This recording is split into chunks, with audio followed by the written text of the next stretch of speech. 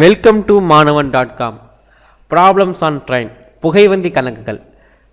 இதில் பார்ட் 5 நம்ம பார்க்க போகிறோம். ஏற்கனவே பார்ட் 4, பார்ட் 3, பார்ட் 2, பார்ட் 1 எல்லாமே ட்ரெயின் சம்மந்தமான பேசிக் ஃபார்முலாஸ், அதை ஈஸியாக வரைபடம் மூலியமாக பேசிக் ஃபார்முலாஸை எப்படி ஞாபகம் வச்சுக்கலாங்கிறத உங்களுக்கு நாங்கள் சொல்லி கொடுத்தோம்.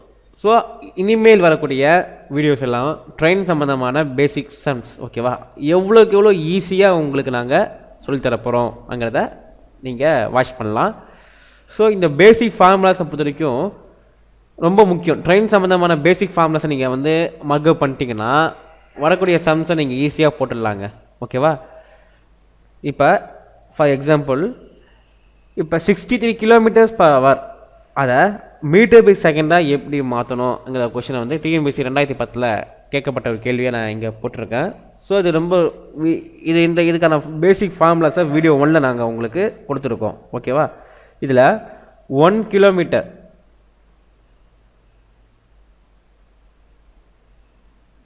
கிலோமீட்டர் பை ஹவர் =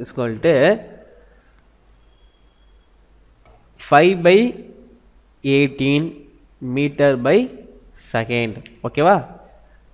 இதான் உங்களுக்கு போன வீடியோவில் நாங்கள் சொன்ன ஒரு கான்செப்ட், ஓகே. இப்போ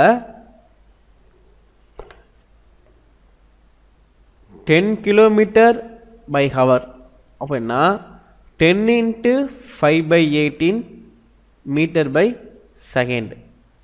உங்களுக்கு புரியுதாது? ஸோ இப்போ என்ன கேட்டிருக்காங்க, 63 km/h, ஓகேவா. 63 km/hனா சிம்பிள் லாஜிக், 63 × ஓகே 5/18, ஓகேவா. இப்போ 63 × 5/18. ஸோ இதுக்கு என்ன ஆன்சர் இங்கே பாருங்கள், கண்டிப்பாக இது இனி வகுக்க முடியாது.